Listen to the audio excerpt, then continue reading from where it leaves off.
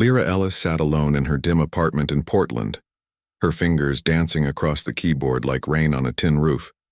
She had just merged a pull request, fixed a nasty memory leak in the authentication module, and now her eyes burned with the soft, red haze of 3 consecutive coding nights outside the window.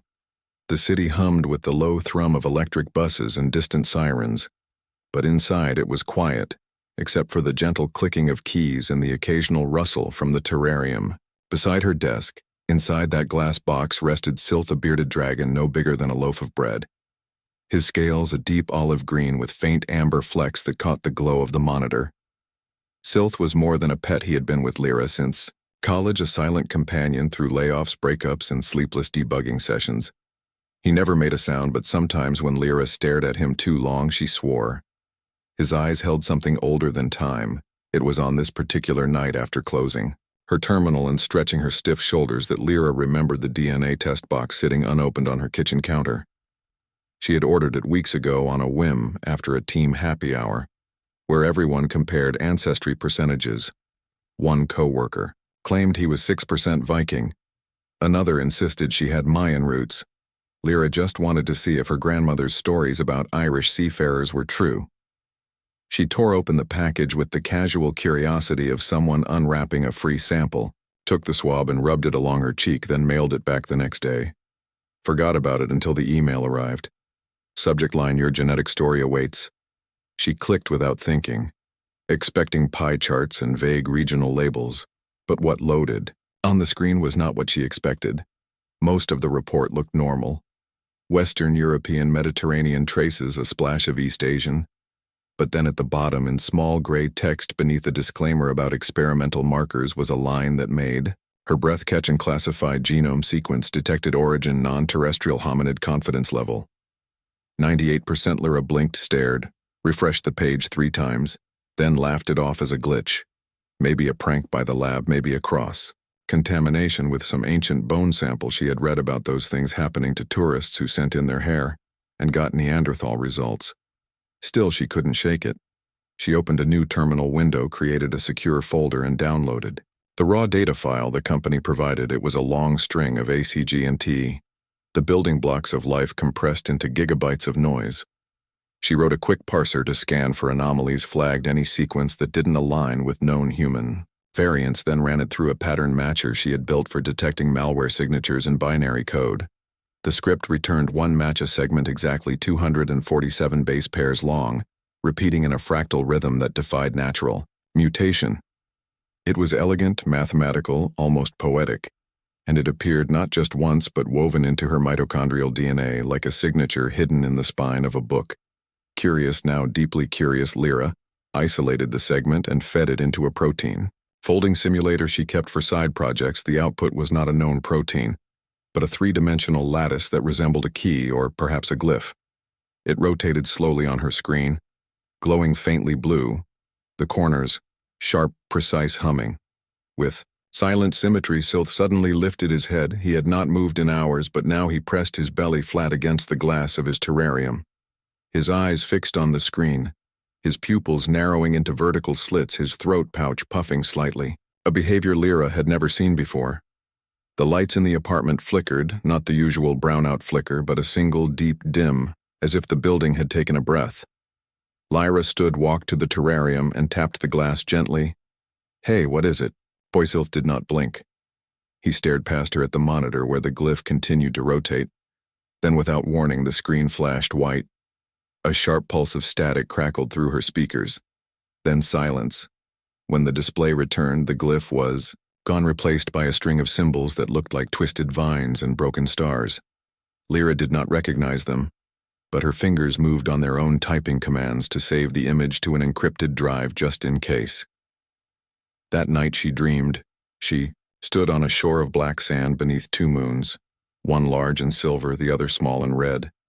The air smelled of ozone and burnt honey in the distance. Rose towers of white stone spiraling into the sky, their surfaces inscribed with the same vine. Like script from her screen, a woman stood at the edge of the water, her back to Lyra, long hair flowing like liquid starlight. She turned slowly, her face blurred as if seen through water, and spoke a single word that echoed in Lyra's bones. Not in sound but in meaning. Lyra woke gasping. Her sheets were damp with sweat, her heart hammering against her ribs. Sylth was on the edge of his basking rock, staring directly at her, his scales shimmering with a faint violet light that faded as she watched. She checked her phone. 3:17 a.m. She got up, made tea with shaking hands. Tried to rationalize the dream stress, lack of sleep. Too much caffeine. The DNA test was a glitch. The dream was garbage data. The shimmering scales were a trick of the light. But then she walked to the kitchen and froze. The DNA sample tube, the one she had mailed back weeks ago, was sitting on the counter empty. She had not seen it since shipping. It had not touched it, had not even thought about it yet. Here it was, Cappy. Off, liquid gone, the plastic cool to the touch. Her breath came faster. She checked the mail slot. Nothing. She checked the trash can, empty. She checked the front door, locked. Sylth appeared at the edge of the kitchen floor. He had never left his terrarium. Before, not once, but now he stood there perfectly still.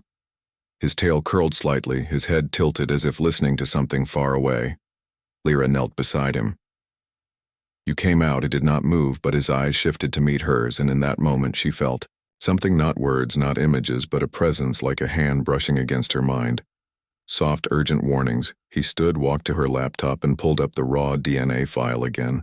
The anomalous segment was gone. Not deleted, not corrupted, just missing, as if it had never been there. But the encrypted drive still held the image of the glyph and the Vine script. She opened it. The symbols pulsed faintly on screen. Sylth made a sound, then a low rumble deep in his chest. The first sound Lyra had ever heard. From him outside the apartment, the streetlights went out one by one down the block, then came back on 3 seconds later. Lyra knew then that something had changed, not in the world. In her she looked at Sylth, who now watched the window. His body tense, as if expecting something to land on the fire escape. She thought of her grandmother who had vanished when Lyra was 6. No note, no body, just an empty chair at the kitchen table, and a half-finished cup of tea that had gone cold, her grandmother used to whisper stories of women who walked between stars of bloodlines that carried memory like coat of dragons that were not animals, but guardians. Lyra had always thought they were fairy tales. Now she wasn't so sure. She sat back down at her desk, opened a new document, and began to type notes, not for work, not for anyone else, just for herself. What she had seen, what she had felt. The dates, the times, the strange behaviors, the missing sample is, she typed. Sylth climbed onto her lap. Something he had never done before, his weight warm, solid, real. His head resting gently against her forearms. He kept writing. The clock ticked toward dawn. Somewhere far below the city, in layers of rock and forgotten tunnels, something stirred in answer to the pulse she had unknowingly sent into the world, a pulse written in her own blood, a signal that had traveled not through wires but through time, and it had been heard by things that had waited a very long time. The sun rose pale and watery over Portland, painting the sky in soft grays and pinks. Lyra had not slept, but she did not feel tired. She felt clear, sharp, like a blade just drawn from its sheath. Sylth lifted his head, looked at her, then turned toward the window again. Not with fear, but with readiness. Lyra saved her notes, closed the laptop, and whispered just loud enough for herself to hear. What have I done? But even as she asked the question, she knew the answer was not in the past. It was coming, and it would not stop. She stood, walked to the closet, and pulled out an old backpack, threw in a change of clothes, her passport, a power bank, her encrypted drive, and the empty DNA tube. Then she picked up Sylth. Gently placed him in a padded carrier she had once used for vet visits. She did not know where she was going, but she knew she could not stay. As she locked the apartment behind her, the city seemed quieter than usual. The birds were not singing. She walked to the bus stop, Sylth's carrier at her side, the morning air cool against her skin, and high above, unnoticed by anyone, a single cloud broke apart in the shape of a spiral. The same spiral as the towers in her dream. The first echo had sounded, the rest would follow. Lyra Ellis did not sleep on the bus ride to Oregon. The carrier with Sylth sat on her lap, his stillness a quiet comfort. As evergreen forests rolled past the window, gray skies heavy with rain, clouds hung low over the hills. She had not told anyone where she was going. Not even Dr. Neela Cho, her closest friend and only confidant at the biotech startup where they both worked. Neela would have called it, stress would have suggested therapy or a vacation. Lyra knew better. This was not stress. This was real. The bus dropped her at a small town called Cedar Hollow, population under 500. The kind of place where everyone knew your name, or at least your grandparents. The air smelled of wet pine and wood smoke. She took a local shuttle to the edge of town, then walked the final 3 miles down a narrow dirt road lined with moss-covered stones. The path led to a weathered wooden cabin half swallowed by ferns and ivy. This was her grandmother's place, the house her mother had refused to talk about after the disappearance. The key was still under the same flat rock beside the porch step. Just as Lyra remembered from childhood visits, the metal was cold in her hand, but it turned smoothly in the lock. The door creaked open, revealing a space frozen in time. Dust motes floated in the slanted light through cracked windows. The kitchen table still held a chipped teacup. The same one from her dream. Dried leaves and twigs had blown in through gaps in the walls, but otherwise everything was intact, as if someone had simply stepped out for a moment and never returned. Sylth emerged from his carrier as soon as she set it down, his claws clicking softly on the hardwood floor. He moved with purpose, now no longer the sleepy pet from the terrarium. He scanned the room, head-tilted eyes narrowed, taking in every shadow. Every corner. Lyra followed him. He led her straight to the stairs. They were narrow, steep, the wood groaning under her weight. She climbed slowly, Sylth ahead of her. His tail, flicking like a compass needle, pointing true north. At the top was a single door warped with age. The handle rusted shut. She pushed gently. It did not budge. She tried again. Harder this time. The wood gave with a sharp crack. The attic was small, slanted, ceiling low beams thick with cobwebs. But what caught her breath was the object on the far wall, an obsidian mirror. It stood about 4 feet tall, mounted in a frame of twisted bronze. Its surface not reflective like glass, but deep black, like a hole. In the world carved into its surface were the same vine-like symbols from her laptop. Lyra stepped closer. Heart pounding. Sylth sat at her feet, his body rigid. She reached out slowly, her fingers hovering just above the surface. The moment her skin touched the obsidian, the room changed. Cold rushed through her. Not air, but something deeper, like time itself had shifted. The walls seemed to breathe. The dust swirled into spirals and the mirror's surface rippled like water.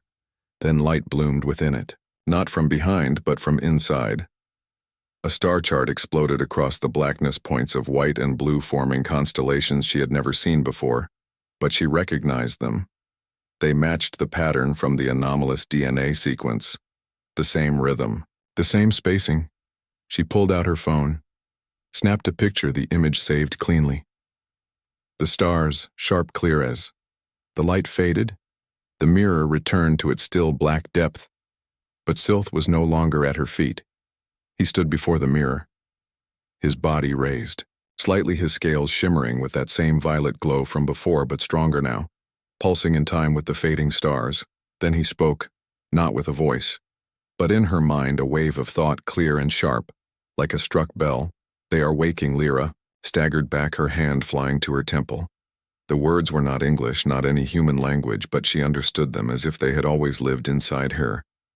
Outside the cabin, the forest fell silent. No wind, no birds, no insects, just a heavy stillness. Pressing against the walls, Lyra turned to the window, peered through the grimy glass. The trees stood motionless, their branches unnaturally straight, as if frozen in a photograph. But between the trunks, something moved, a shadow too tall, too thin, shifting. Just beyond sight, Sylth hissed a sound like steam escaping stone.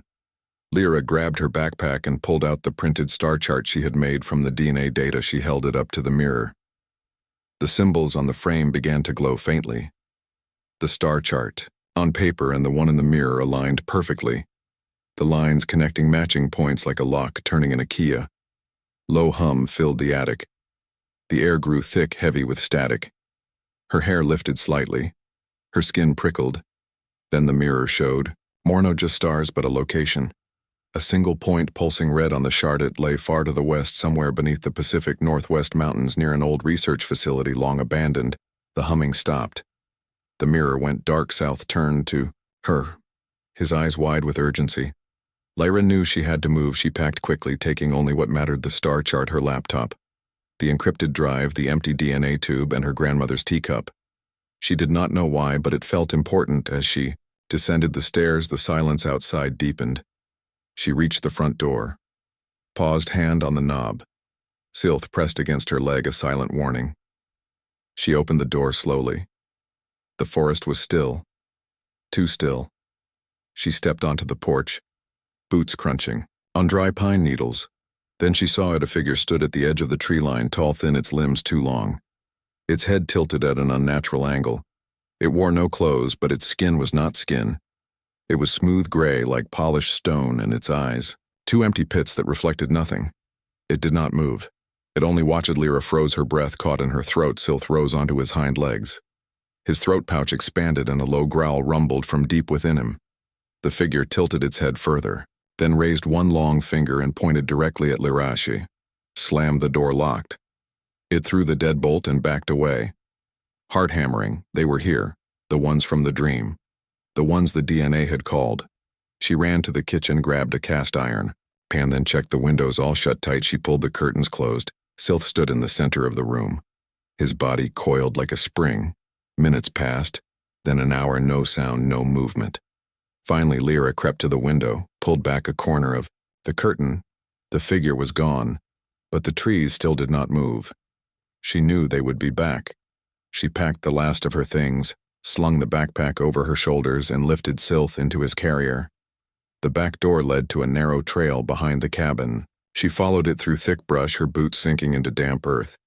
She did not look back. After 2 miles, the forest began to breathe again. Birds called from high branches. A squirrel darted across the path. The world felt normal again, but Lyra knew better. Normal was gone. She reached a small gas station on the edge of town, bought a prepaid phone and a map, then called a rideshare using cash to pay. She gave the driver a location near the mountains, close to the red point on the star chart. The driver, a quiet man in his 60s, nodded and said nothing as they drove through winding roads, fog clinging to the pinny. Sylth slept in the carrier on the seat beside her, his breathing slow, steady. Lyra watched the trees blur past, her mind racing. Who were those things? Why had her DNA woken them? And what had her grandmother known? The answer lay ahead in the ruins of an old observatory turned data archive, built during the Cold War and later repurposed for quantum experiments. Then abandoned when funding dried up. It was off the grid, buried beneath layers of rock and concrete, perfect for hiding secrets. The ride ended at a trailhead. Lyra thanked the driver and walked into the woods again. Sylth at her side now, out of the carrier, walking beside her, his claws silent on the moss. The air grew colder the deeper they went. And then she saw it, a metal hatch half buried in the earth, covered in rust but still sealed. A faded logo on its surface read, Oregon Deep Archive Project. He knelt, brushed away the dirt, and found a keypad. It was dead, no power. But Sylth stepped forward, pressed his snout against the lock. His scales glowed. The keypad lit up with a soft blue light. Numbers appeared, then vanished, replaced by the Vine script. The hatch hissed open cold. Air rushed out, smelling of ozone and metal. Lyra took a deep breath and stepped inside. Sylth followed close behind. The tunnel sloped downward, lit by emergency strips that flickered to life as they passed. The walls were lined with server racks covered in dust, but some panels still showed faint green lights blinking in slow rhythm. At the end of the tunnel was a circular chamber. In the center stood a console covered in glass, its surface dark until Lyra approached. Then it lit up. A voice played from hidden speakers, female, calm, ancient. Welcome, era Vera. Lyra stopped cold. Sylth stood beside her, his body tense. The console displayed a face not human, not elven, but something between eyes. Sharp, intelligent lips curved in a knowing smile. This is the voice of Empress Vera, last ruler of the starborn elven empire, she said. My essence was encoded into the bloodline to survive the great silence. You have awakened the seed within you. Now the empire stirs. Lyra found her voice, barely a whisper. What empire? The one that shaped galaxies, the one that bound stars to its will, the one that fell when we tried to enslave the void itself. Why me? Because you are the last pure echo, and the dragon has returned to your side. Sylth lowered his head as if in acknowledgement. The console shifted, displaying star maps, battle logs, genetic sequences, all written in the same script. But then the lights flickered violently. A new voice cut through the chamber. Harsh metallic, intrusion detected. The walls shook red, lights flashed, Scythe growled low and deep. Lyra backed away from the console. Something was coming up the tunnel. Not human, not friendly. The voice of Vera returned softer, now urgent. Lyra stepped out into a chamber unlike anything she had seen before. The walls were smooth black stone veined with threads of silver that pulsed like slow heartbeats overhead. No lights yet. The space glowed with a soft blue luminescence rising. From the floor itself, Scythe clung to her shoulder. His claws gentle but firm, his eyes scanning every shadow. They stood in the heart of the archive, not a data center as she had expected, but a crypt of memory. Around the circular room stood crystalline. Pillars, each humming with energy inside them, flickered scenes like living films. Cities of glass floating above alien oceans, fleets of starships shaped like dragon wings, armies marching beneath banners woven from light. Lyra approached the nearest pillar as her hand neared the surface. The image shifted to a woman seated on a throne of bone and starlight. Her face sharp, intelligent eyes glowing silver. Her hair braided with living vines that curled around her arms like serpent. Sempris Vera, the voice returned not from speakers but from the air itself. You have come far, little echo. Lyra swallowed but did not step back. I did not ask for this. No one ever does. The pillar dimmed, then brightened again, showing a different scene. A war not with weapons, but with thought, vast minds clashing across dimensions. The elves not humans but something older. Weaving reality like thread, their empire. Spanning galaxies not by conquest but by design. They did not enslave bodies. They rewrote souls. Scythe let out a low rumble. He knew this truth. You were not just rulers, Lyra said quietly. You were programmers of life itself. We were architects. Vera's voice replied, and we grew proud. We tried to bind the void, the silent dark between stars. It resisted. It broke. So the image changed again, showing the fall towers crumbling, galaxies tearing themselves apart. The Empress standing alone on a dying world, watching her empire dissolve into ashen. Our final act, we encoded our essence into DNA strands scattered across 1,000 worlds, hidden in bloodlines, waiting not for power but for a chance to learn humility. Lyra looked down at her hands. Then at Scythe. Why? Me. Because your line remained pure, untouched by time. Your grandmother was the last keeper. She tried to shield you, but the seed stirs when it is ready. Scythe turned his head toward a far wall where a new pillar began to glow. This one showed Earth modern cities, streets filled with people. Then faces began to change, eyes, flashing silver voices, speaking in the vine script, buildings flickering with impossible geometry. The resonance has spread. Vera said your DNA test was linked to a global network when you triggered the sequence. It echoed through every lab, every database, every person, with even a trace of our blood. Lyra's stomach dropped. How many? Thousands now awakening. Some will choose peace. Some will choose power. And the Hollow Council will hunt them all to rebuild the old order as.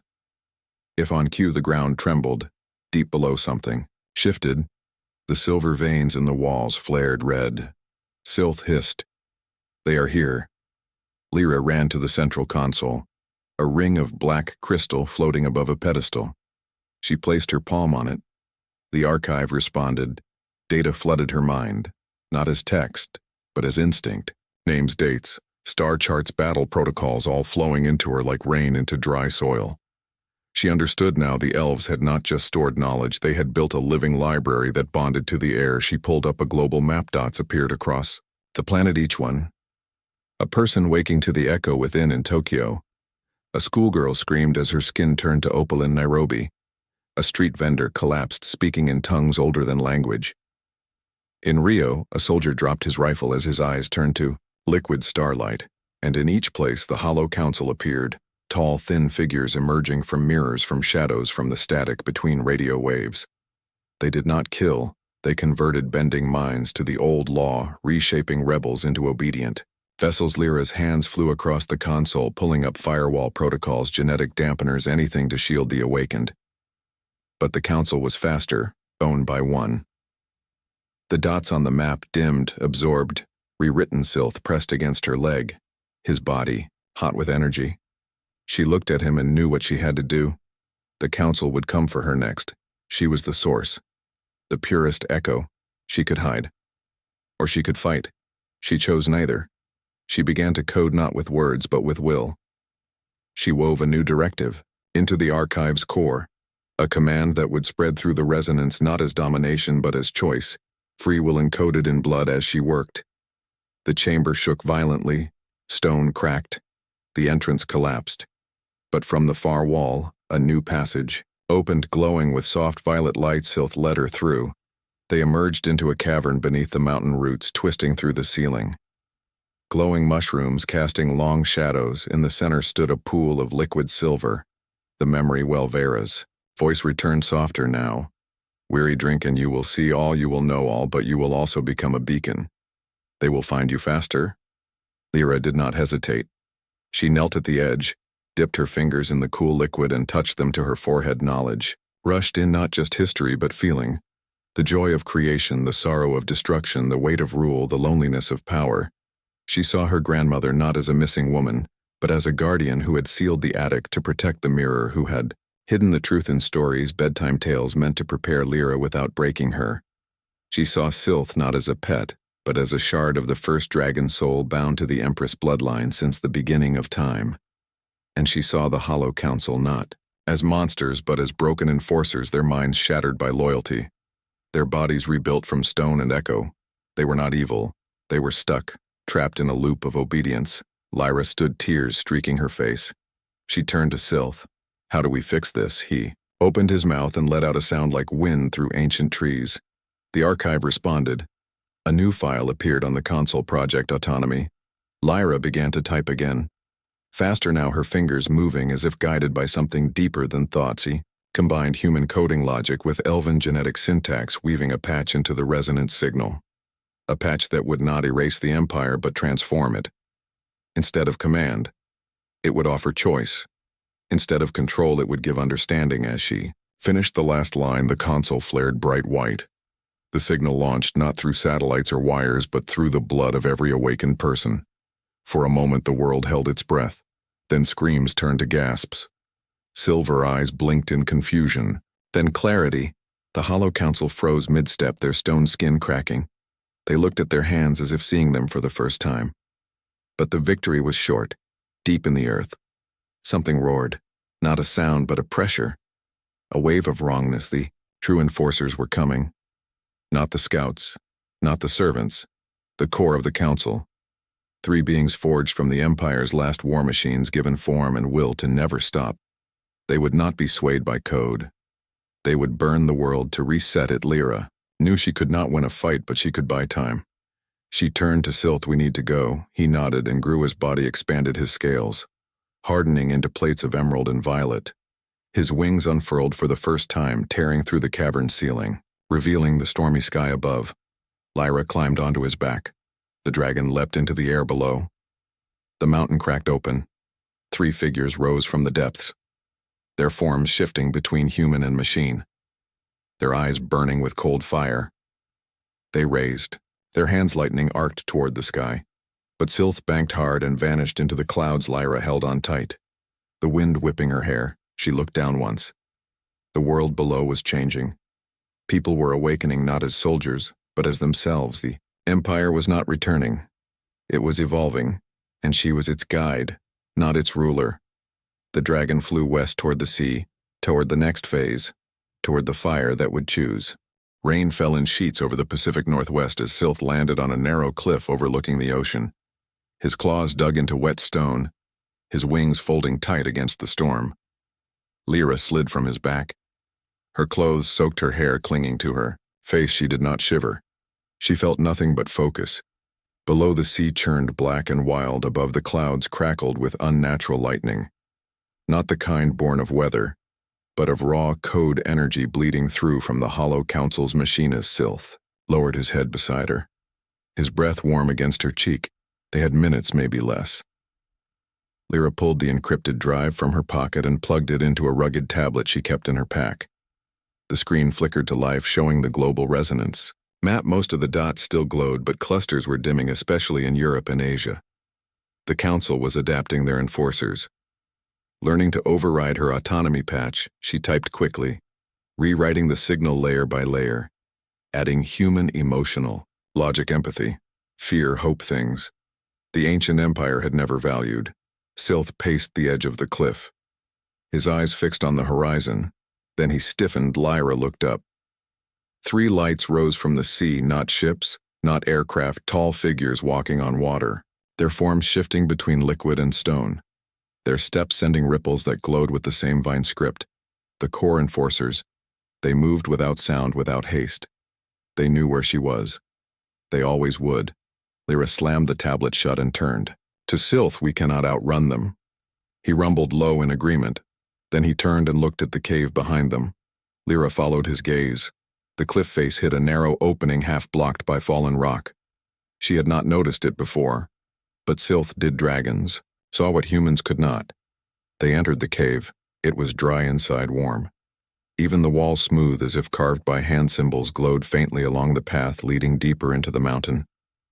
At the center of the cavern stood a ring of standing stones, each one humming with power. In the middle floated a sphere of light, the heart of the archives, Echo Vera's last failsafe. Lyra stepped forward. The sphere pulsed in time with her heartbeat. A voice spoke, not in her mind, but in the air around her. You have done well, little Echo, but the choice remains. What choice? Embrace the throne and command the awakened, or sever the bloodline and end the Echo forever. Lyra stared at the sphere outside. The enforcers reached the cliff. The ground shook, stones fell. From the ceiling, Sylth stood at the entrance, his body larger. Now his scales blazing with inner fire. He would fight. He would die if he must, but Lyra knew neither path was right. The throne meant control, even if gentle. It was still a cage. Severing the bloodline meant erasing thousands of lives, now awakening to something beautiful. Something new. There had to be another way. She looked at Sylth. He met her gaze, and in his eyes, she saw not obedience but trust. That was it. The Empire believed in hierarchy, humanity. Believed in connection. She turned to the sphere and placed both hands on its surface. I will not rule and I will not erase. I will rewrite. The sphere flared white. Knowledge flooded her. Not just data, but feeling the weight of every life touched by the Echo, the child in Manila who could now heal wounds with a touch, the old man in Stockholm, who remembered building stargates in a past life, the teenager in Cairo who spoke to plants and made them bloom in deserts. They were not weapons. They were people, and they deserved to choose. Lyra began to weave a new command, not into the blood, but into the resonance itself, a living protocol that would spread not as instruction, but as invitation. You are free. The words formed in every language, in every mind and every heart. Outside, the enforcers stopped. Their stone faces cracked. One dropped to its knees, hands clutching its head. Another screamed a sound like breaking glass. The third turned and looked at the cave. Its eyes no longer empty, but filled with something like paint. The old code was fighting. The new Lyra pushed harder, pouring her will into the sphere, sweat dripping from her brow, blood trickling from her nose. Sylth roared behind her, not in anger, but in support, his voice joining hers, in a frequency only the awakened could hear. The ground split. Light erupted from the cave, not white, not red, but gold. It spread across the ocean, the land. The sky, where it touched the enforcers, they did not die. They unraveled their forms, dissolving into mist that carried the vine script upward into the clouds. The resonance changed. Not empire, not human, something. New Lyra collapsed to her knees. Sylth was beside her in an instant, his head resting against her back, his warmth keeping her from falling. The sphere dimmed. Vera's voice returned one last time. You have done what we could not. You have made the Echo kind. Then silence. Lyra looked at her hands. They glowed faintly with golden light. Then it faded. She was still Lyra, but not just Lyra. She stood, slowly walked to the cave entrance. The storm had passed. The sea calmed. The world breathed, but her work was not done. She pulled out her phone and dialed a number she had not called in weeks. Doctor. Neela Cho answered on the third ring, her voice tight with worry. Lyra, where are you? The news is going crazy. People are changing. Hospitals are overwhelmed.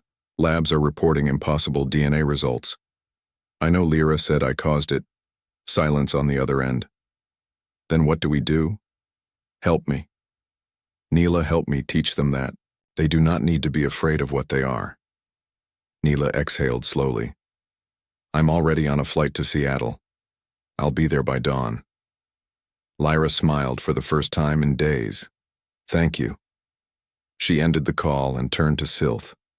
He had shrunk back to his smaller form, but his eyes held the same ancient light. They walked down to the beach. The sand was cool underfoot. In the distance, a ship appeared on the horizon, its lights blinking in a pattern that matched the Vine script, not a threat, a signal. Others were reaching. How not to conquer to connect. Lyra sat on the sand, Sylth beside her. The moon rose full and bright. She knew the Hollow Council was gone, but their shadow would linger in fear, in doubt in those who would still seek to control the new. But she was ready. She was not an empress. She was a bridge, and the war beneath the skin was over. Now came the harder part, building a world that welcomed the echo without fear. She rested her head against Sylth's side, and for the first time in weeks, she slept. The dragon watched. The star sand waited. Dawn came soft and golden over the Pacific, the waves whispering against the shore like secrets shared between old friends. Lyra woke to the sound of distant engines and the scent of coffee. Sylth lay curled beside her, his scales cool from the night air, but his breath steady. Warm. Neela stood a few yards away, holding 2 paper cups. Her dark hair tied back her face, tired but alert. She wore a lab coat over jeans and boots, the kind of outfit she always wore when she meant business. You look like hell, Lyra, Neela said without turning. Lyra sat up and rubbed her eyes. Feels like it. Neela walked over, handed her a cup, and sat on the sand. You disappeared for 10 days. Cities lit up with strange energy, hospitals filled with people speaking dead. Languages, satellites went haywire, and you're sitting on a beach with a bearded dragon that looks like it swallowed a star. Sylth opened one eye and gave a slow blink. He is not a bearded dragon, Lyra said softly. He is Sylth, last of the Ember. Neela sighed, took a sip of coffee. Okay, I read your files. I saw the data, the DNA anomalies, the resonance pattern. Lyra, this is not normal. This is not even science. This is magic. No, Lyra said. It is both. The elves did not separate them. They saw code in blood, and soul in stars. Neela was quiet for a long moment. Then she pulled a small device from her pocket, a prototype gene reader she had built in secret. It glowed faintly as she pointed it at Lyra. Your genome is rewriting itself in real time, she whispered. It is not stable, but it is not dangerous. It is learning. Exactly, Lyra said. The echo is not an invasion, it is an invitation. And people are saying yes in their own ways. They talked for hours as the sun climbed higher, Neela sharing reports from around the world. A girl in Oslo, healing broken bones with touch. A boy in Kolkata speaking to machines in a language no one knew. Farmers in Kenya, growing crops in deserts using song alone. Not all changes were peaceful. Some feared what they could not control. Governments scrambled to contain the awakened. Military units deployed, then stood down when their own soldiers began to glow. The world was changing, not with fire but with quiet understanding. But Lyra knew the hardest part was ahead: integration, acceptance, trust. By midday, they packed their things and walked to a waiting electric van Neela had rented. Sylth rode in a carrier on the back seat. His eyes closed, but his awareness sharp. They drove south toward a hidden research outpost in the Oregon high desert, once used for Cold War signal testing, now abandoned and perfect for what they needed. The outpost was surrounded by miles of empty land, solar panels, still functional water from an underground spring, and a secure server room buried beneath concrete. Here, Lyra said, this is where we build the next echo. Over the next week, they worked day and night. Neela setting up bioscanners, Lyra coding a new network not tied to the old internet, but to the resonance itself. A mesh of thought and signal, they called it the Weaver. It did not broadcast commands, it shared questions. What do you feel? What do you remember? What do you choose? The awakened connected instantly. No passwords, no logins, just resonance. Slowly a new kind of community formed, not bound by borders, but by shared awakening. Lyra never appeared on screen, never took a title. She stayed in the background, guiding, gently correcting when fear turned to control, reminding always that the echo was a gift, not a weapon. Sylth grew stronger, his true form emerging more often, not monstrous but majestic, wings wide enough to shade the outpost eyes that held galaxies. One evening, as the stars came out, Lyra stood on the roof watching the northern lights ripple green and violet across the sky. Sylth landed, Beside her, his claws clicking softly on metal. You could stay. He sent the thought not in words, but in warmth and presence. I know, Lyra said, but the world needs to learn this truth on its own, that they do not need a ruler. They need each other. He bowed, his head in understanding. Below, Neela walked out of the main building, holding a tablet, her face lit by soft data streams. She looked up, saw them, and smiled. Lyra turned to Sylth. One last question. Will you leave? He looked at the sky, then back at her. Only, when you are ready. She nodded. The next morning, Lyra erased every trace of the original DNA data, wiped the encrypted drives, and burned the star chart. Only one thing remained, the single scale Sylth had shed during the first transformation. She placed it in a small wooden box carved with simple vines. Then she walked into the desert alone, not to hide, but to let the world find its own path. Years passed. The awakened learned to live quietly, their gifts woven into daily life. Hospitals healed faster, crops grew richer, art and music bloomed with new depth. No one spoke of empires or thrones. They spoke of neighbors, of community, of care. Lyra was never seen again. But stories remained of a quiet woman and her dragon, who walked between worlds and chose kindness over power. Sylth was spotted sometimes high in the mountains or gliding over oceans, always alone, always watching, and on clear nights when the stars aligned just right, people would feel a gentle pulse in their blood. Not a command, but a reminder. You are free, you are not alone, you choose. The fire that chose had burned not to destroy, but to light the way. And the echo lived on, not as a memory, but as a promise.